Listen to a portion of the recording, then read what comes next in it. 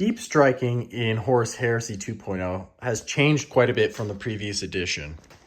And I wanted to just go through this because I've noticed it's been catching a few people off guard, at least in my circle of people. So yeah, it's changed quite a bit.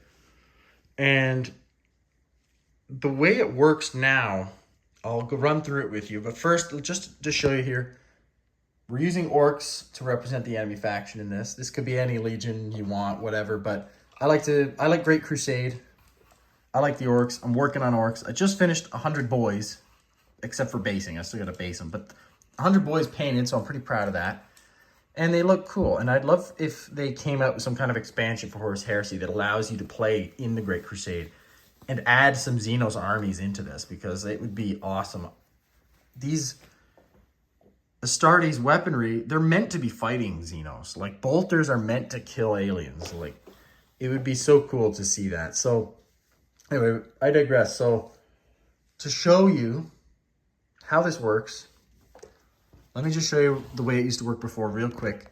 So, when you had your army, you'd be in the deployment phase, you put a couple of units down, whatever, and you would have to declare which ones are deep striking, okay, if they could deep strike. So, here's a couple jump pack units. These are my rampagers for my world eaters. And here's that bodyguard unit with Angron in a Dreadclaw. So this is what I'm thinking of trying soon. I want to give it a go. So I have 3 deep striking units in my army here. And the way it would work before is once it comes time to roll for reserves, you would roll 1 at a time for each unit. So this one is in on a 3+. On a 3+, nope, that one's not in. This one is not in. So now I only have this unit showing up on turn 2.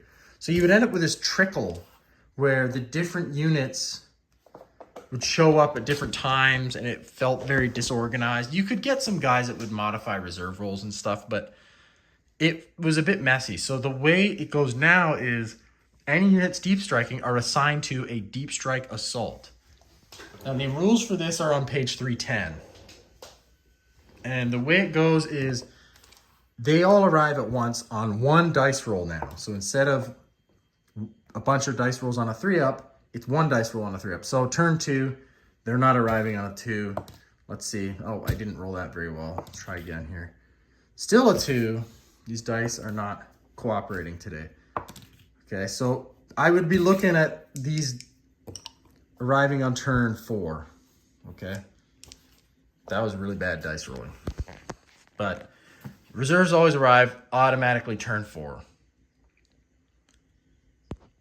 So, first thing you do is choose one of your units from your deep strike assault. So, since I have 3 units, I'm going to pick 1. Now, let's say I pick this one, and I just place him here. And I would roll my scatter. So he scatters 5 inches that way. Now, let's say if he mishaps, so if I come within an inch of an enemy unit, my opponent now gets to place them 18 inches away. And that's where I have to deploy my unit. But let's say I got a hit, then I would just place my unit there. And the way it used to be before, you had to place them in this tight cluster where all their bases are touching. But now you can spread them out. They just have to be within coherency. They don't have to be touching bases anymore. So I could spread them out. I could even chain them up a little bit to get close to the enemy. And then what you would do is roll a d6 to see if the deep strike assault is disordered, in which case it's not. So you need a 2+ to pass, and on a 1, the deep strike is considered disordered, which means your opponent gets to place this unit 24 inches away. And then the rest of your units have to arrive within 12 inches of the first unit that landed. So having a disordered deep strike can really change the game a lot. So we want to try and minimize that as much as possible. Now, one thing to be aware of, in Horus Heresy, there's this thing called the Vox Disruptor Array. The Master of Signals carries this. And he causes that disorder on a 1, 2, or 3 instead of just a 1. So you need a 4+ for it to be not disordered. And if you get a 1, 2, or 3, it becomes disordered, in which case your opponent gets to place the unit 24 inches away. So the Vox Disruptor array could be really bad for you. Not to mention the Master Signals has an augury scanner, which gives a free interceptor reaction. So if you can pick off the Master Signals before you come in, Recon Marines with Nemesis Bolters looking at you, then that's a great way to try and negate that. Another way to negate that is maybe don't bring this unit in first. Check out the Dreadclaw. Check out the Drop Pod or the Charybdis. They have what's called the Inertial Guidance System. So if I roll my dice and let's say it scatters that way. So 8 inches. Zoop. Oh no, I'm landing on top of an enemy unit. One cool thing about the Dreadclaw's Inertial Guidance System and the Drop Pod and Charybdis is they reduce their scatter distance by half. Now, you would think the Dreadclaw would like just absolutely smash these guys, but you really never know what it's landing on. It could land on this and it could really mess up the Drop Pod instead.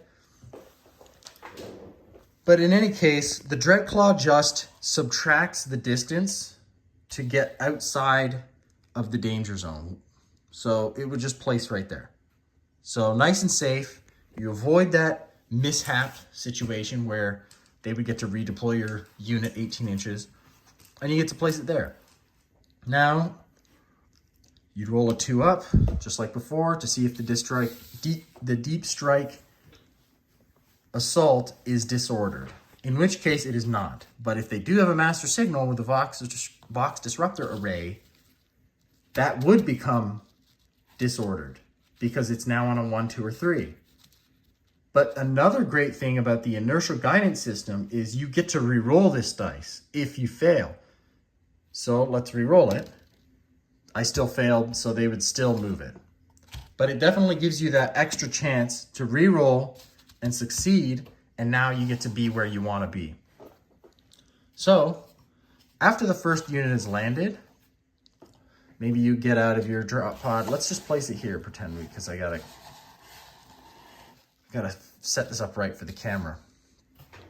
Okay. So that one's landing there, and we place the rest of our deep strike assault units within 12 inches of the original first unit that landed. Now, one thing that's really great about that is look at the footprint on the Dreadclaw. So that's going to give us a nice boost to our 12-inch bubble. So we're going to place the other units within 12 inches. We're going to land right about here.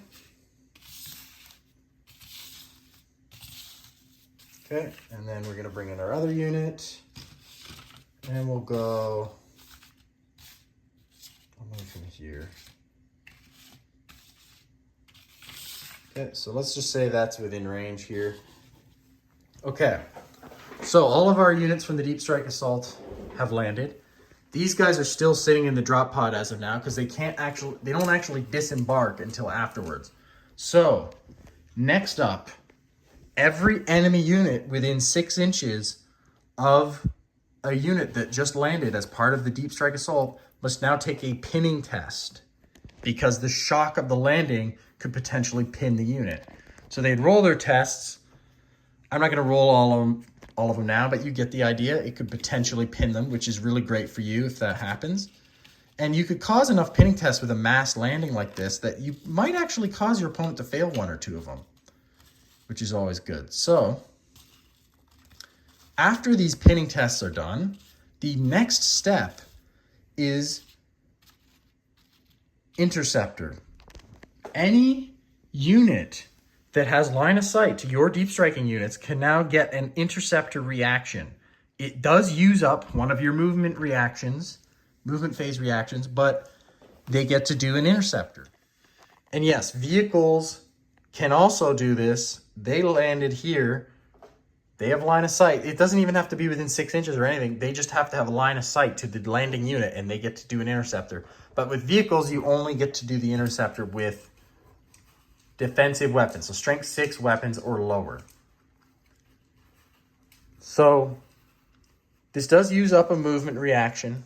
So depending on how many movement reactions you get, you're probably only going to get 1, maybe 2 Interceptors. So you could lose a few guys. right? It is free Interceptor, so definitely. After the Interceptor is done, the unit may now act as normal. So all these units can act as normal. They've already completed their movement, but they can shoot and they can charge and assault. So and all these guys that are left in the next turn, or in this turn that they've landed, they can now charge the same turn that they've landed. Now, before I would do the charge, obviously I would do the rest of my army movement and shooting and all that stuff first. But what I would do next here as part of my movement phase after everything is successfully landed, maybe you land on a couple of objectives too. Maybe like I've done that before with my, I have a whole bunch of assault marines with jump packs. So I can disembark out of this. Okay. I disembark. Now, the Dreadclaw unfortunately lost the assault ramp rule from last edition. So they can't charge after getting out of the Dreadclaw, which is why I gave these guys boarding shields and combi meltas. So these are a command squad bodyguard unit. They all have combi meltas. This is my new strategy that I'm going to try out. So you've got all these units landed, ready to charge. And now these guys have disembarked because they stayed in during the deep strike assault. They don't disembark until after the deep strike assault's completed. They can't get hit by the Interceptor reaction that they get for free as part of the reacting to the deep strike assault. So they are safe from that inside the Dreadclaw, which is a nice benefit. So now look at what I've got right in the face of my opponent. We've got these units ready to charge. We've got 7 combi meltas here ready to blow up this vehicle. This could well be a game-winning turn for the World Eaters here. And I have used this tactic only once so far, and it was absolutely devastating. It was so powerful. It won me my game straight up. So that is how deep striking works in this edition. Let me know if you have any questions, or maybe I missed something with this. Let me know what I missed, if I missed anything at all. So how are you going to use deep striking to maximize the effectiveness of your army?